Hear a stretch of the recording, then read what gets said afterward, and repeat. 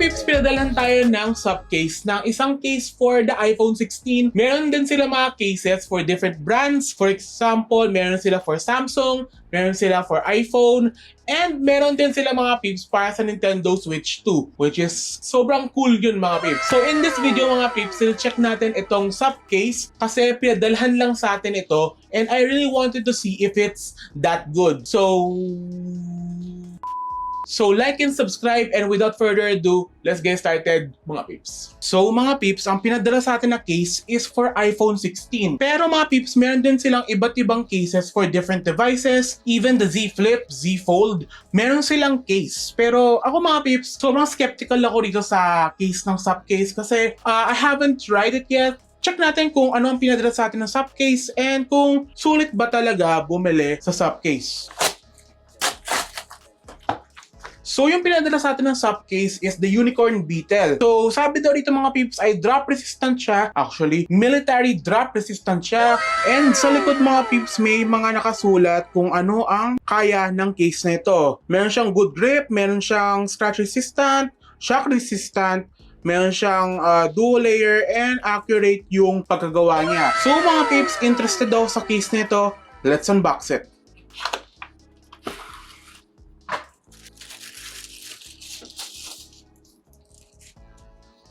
So meron siyang built-in camera control button. Kasi mga peeps, di ba ang iPhone 16 meron siyang parang button sa gilid na actually no one actually uses it.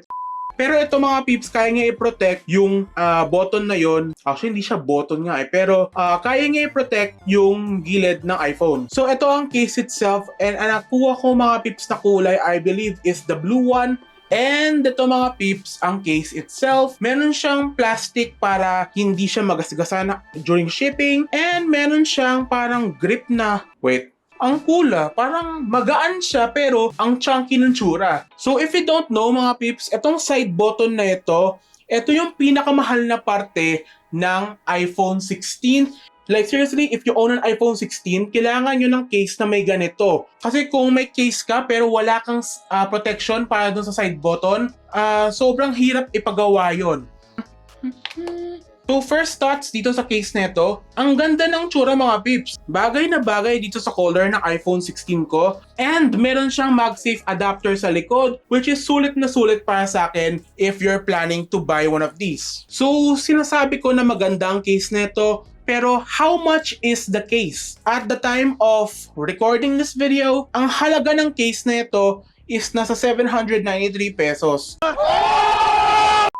And masabi ko mga peeps na sulit ang mga kuha mong case dito. Protected yung harapan ng phone mo. And mga peeps, ang butas sa ilalim ay tugma dun sa ports and yung speaker and microphone. So isa din maganda sa subcase mga peeps, marami siyang supported na devices. Like marami siyang cases for different brands, different models ng phone, and even a Nintendo Switch 2. Kaya I will link it down below if you're wanting to buy one. And mga peeps, para sa akin, sobrang unique na may iba-iba silang kulay. Hindi sila nakalock sa isang kulay lang like yung black na case na nakikita mo online. Sobrang sulit mag-subcase. So thank you very much mga peeps sa panonood ng video na ito. Alam ko mga peeps na marami sa inyo nagtataka kung sulit ba ang subcase. I would have to say yes, and sobrang sulit bumili sa kanila. It is like an underrated brand para sa akin. So hope you guys enjoy.